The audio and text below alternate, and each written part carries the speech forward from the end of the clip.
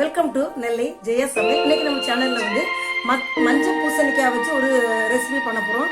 மஞ்சள் பூசணி எல்லாருக்கும் தெரிஞ்சதுதான். சாம்பார்ல போடுவாங்க, புளிக்குள்ள போய்ப்பாங்க. இந்த மஞ்சள் பூசணில வந்து நிறைய சத்து இருக்கு. இதுல வந்து லோ கொலஸ்ட்ரால் தான் இருக்கு. நம்ம வந்து இதை வந்து ஒரு சப்ஜியாவோ ரைத்தாவோ ஏதோ வகையில் எடுத்துக்கிட்டா நம்மளுக்கு இது ஹெல்த்துக்கு ரொம்ப நல்லது. விட்டமின் இ இதுல நிறைய இருக்கு. ஸோ வந்து நம்ம ஸ்கின்லாம் நல்லா இருக்கணும்னா இந்த மாதிரி மஞ்சள் பூசணி எடுத்துக்கிடுங்க. அல்சர் ப்ராப்ளம் உள்ளவங்க இதை எடுத்துக்கிட்டா ரொம்ப நல்லது. இதுல வந்து டயட்ரி ஃபைபர் நிறைய இருக்கிறதுனால நம்ம நிறைய எடுத்துக்கலாம். கொலஸ்ட்ரால் ப்ராப்ளம் உள்ளவங்க கூட இதை நம்ம எடுத்துக்கலாம். ஸோ வந்து நம்மளுக்கு கொலஸ்ட்ராலை வந்து நல்லா கண்ட்ரோலாக வச்சுக்கும்.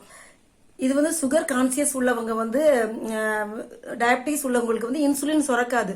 அதனால தான் அவங்க வந்து இன்சுலின் டேப்லெட்டாவோ இதோ எடுத்துக்கிறாங்க. ஸோ அந்த மாதிரி உள்ளவங்க இதை நம்ம எடுத்துக்கிட்டா நம்மளுக்கு நல்ல இன்சுலின்ஸ் இருக்கும். ஸோ வந்து சுகரை வந்து கண்ட்ரோலாக வச்சுக்கும். சுகர் இல்லாமல் ஆக்காது, கண்ட்ரோலாக வச்சுக்கும். அண்ட் தென் இது வந்து கேன்சர் செல்ஸ் எல்லாம் கீழ்ப்படுது அப்படின்னு கண்டுபிடிச்சிருக்காங்க. ஸோ வந்து நம்ம லேடிஸ்லாம் இதை நிறைய நம்ம எடுத்துக்கிட்டா ரொம்ப நல்லது. இன்னைக்கு இந்த மஞ்சள் பூசணியை வச்சு தான் ஒரு ரெசிபி செய்ய போறோம். இங்க நார்த் இந்தியாவில் வந்து கல்யாண வீடுகள் எல்லாம் கண்டிப்பா பூரி சப்பாத்திக்கு இந்த பூசணிக்காய் வச்சு கண்டிப்பா ஒரு ரெசிபி கண்டிப்பா பண்ணிருப்பாங்க. அது வந்து இனிப்பு உரைப்பு கலந்த சுவையோட ரொம்ப நல்லா டேஸ்டா இருக்கும். பூரியோட சாப்பிடும்போது ரொம்ப அட்டகாசமா இருக்கும். அதான் இன்னைக்கு பண்ண போறோம்.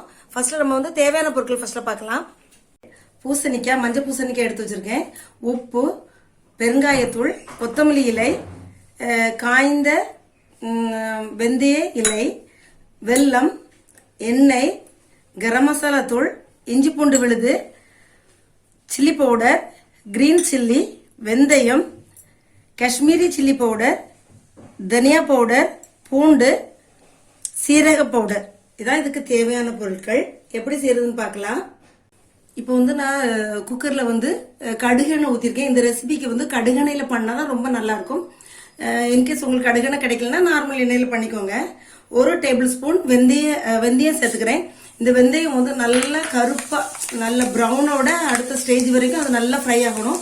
அப்பதான் அந்த வாசனை எல்லாம் அந்த எண்ணெயில போய் அந்த சப்ஜி அந்த பூசணிக்காய் வந்து நம்ம சாப்பிடும்போது நல்லா டேஸ்ட் இருக்கும். இந்த அளவுக்கு நம்மளுக்கு அது கருப்பா ஆயிடணும். இப்போ வந்து நம்ம எடுத்து வச்சிருக்க ஒரு முழு பூண்டு எடுத்து நான் நல்லா சாப் பண்ணி வச்சிருக்கேன். அதை அதில் சேர்த்துக்கலாம். அது கொஞ்சம் ஃப்ரை ஆகட்டும். 2 பச்சை மிளகாய் எடுத்து வச்சிருக்கேன், அதை சேர்த்துக்கலாம்.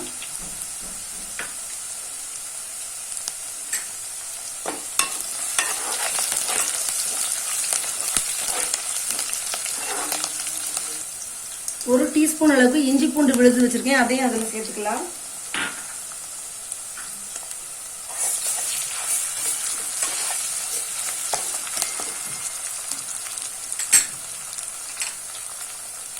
சீரகத்தூள் 1 spoon, Kashmiri chilli powder 1 spoon, chilli powder 1 spoon.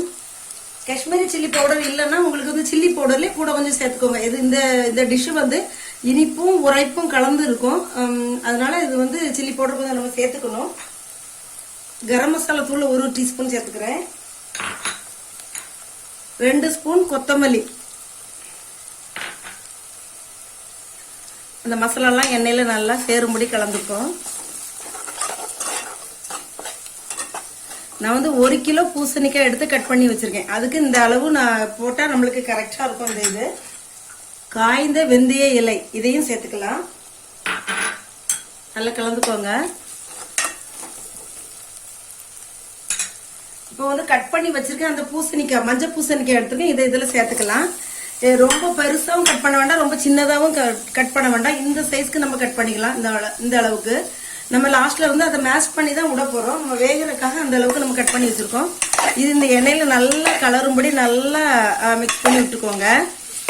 இப்போ இதை நல்லா நம்ம மிக்ஸ் பண்ணி கலந்துக்கிட்டு இருக்கோம். பாருங்க, இந்த மாதிரி எல்லா இடத்துலயும் அந்த மசாலா அந்த எண்ணெய் வெந்தயம்லாம் படும்போது நம்ம கலந்துக்கிட்டு இருக்கோம். இப்போ நம்ம வந்து கட் பண்ணி வச்சிருக்க அந்த கொத்தமல்லி தலையை அதுல போட்டுக்கலாம். கொத்தமல்லி தலை கூட கொஞ்சம் போட்டாலும் நல்லா டேஸ்ட் நல்லா இருக்கும். கொஞ்சமா பெருங்காயத்தூள் ஆட் பண்ணிடுறேன். மறுபடியும் கலந்துக்கலாம். இது நம்ம நல்லா கலந்து விட்டுட்டு ஒரு 5 விசில் நம்ம போட்டுருணும்.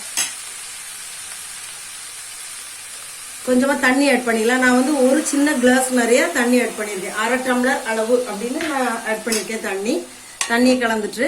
ஏன்னா இது வந்து நம்ம வெயிட் போடும்போது குடஞ்சி இந்த பூசணிக்காயெல்லாம் தண்ணி விடும். ஸோ வந்து அது வேகிறதுக்கு அந்த தண்ணி நம்மளுக்கு போதும். இல்லைன்னா ரொம்ப தண்ணி ஆயிரும், நல்லா இருக்காது. இந்த அளவு கலந்து விட்டுட்டு இதுக்கு தேவையான அளவு உப்பு சேர்த்துப்போம். குக்கரை மூடி ஒரு 5 விசில் நம்ம அதை போட்டிருக்கோம். இப்போ நல்லா ஸ்டீம் வந்துருச்சு. நம்ம வெயிட் போட்டு ஒரு 5 விசில் மீடியம் ஃப்ளேமில் வச்சு ஒரு 5 விசில் நம்ம போட்டுட்டு அப்புறம் ஓப்பன் பண்ணி பார்க்கலாம். இப்போ இந்த பூசணிக்காயை குக்கரில் சேர்த்து 5 விசில் போட்டு ஒரு 10 மினிட்ஸ் ஆயிடுச்சு. நம்ம அதை ஓப்பன் பண்ணி பார்க்கலாம்.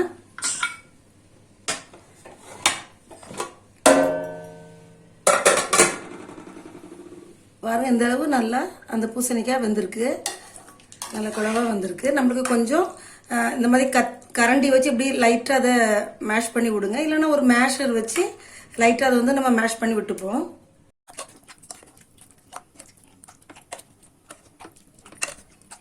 இப்போ இந்த அளவுக்கு நம்ம அதை நல்லா மேஷ் பண்ணி விட்டுட்டோம்.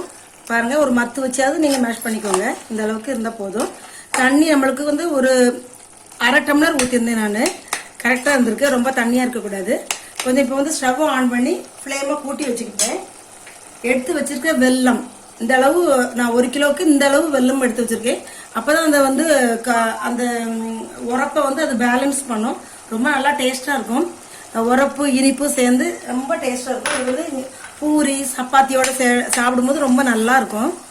இது வந்து கரையிறதுக்காக இதை நம்ம கலக்கி விட்டுப்போம். இப்போ அந்த வெல்லம் சேர்த்து ஒரு 5 மினிட்ஸ் நான் அது வந்து கொஞ்சம் நல்லா கிளறி விட்டுட்டேன். அந்த தண்ணிலாம் கொஞ்சம் சுண்டுறதுக்காக நான் உங்கள்கிட்ட காட்டினதோட கூட கொஞ்சம் வெல்லம் நான் சேர்த்துக்கிட்டேன். இப்போ வந்து நம்ம இதை வந்து ஸ்டவ் ஆஃப் பண்ணிடலாம். ஒரு 5 மினிட்ஸ் செட் ஆகிறதுக்கு வச்சுட்டு அதுக்கு நம்ம எடுத்து பூரியோ சப்பாத்தியோட நம்ம சர்வ் பண்ணலாம். நான் பவுலுக்கு எடுத்துட்டு காணிக்கிறேன். இப்பொழுது சுவையான மஞ்சள் பூசணி கறி ரெடி ஆயிடுச்சு. இது வந்து கொஞ்சம் இனிப்பு உரைப்பு சுவையோடு இருக்கும். கண்டிப்பாக இதை ட்ரை பண்ணி பாருங்க. வீடியோ பிடிச்சிருந்தா லைக் பண்ணுங்க, ஷேர் பண்ணுங்க, சப்ஸ்கிரைப் பண்ணுங்க. அடுத்த ஒரு வீடியோவோட உங்களை சந்திக்கிறேன். அன்டில் தென் உங்கள் ஜெயா ஜஸ்டின்.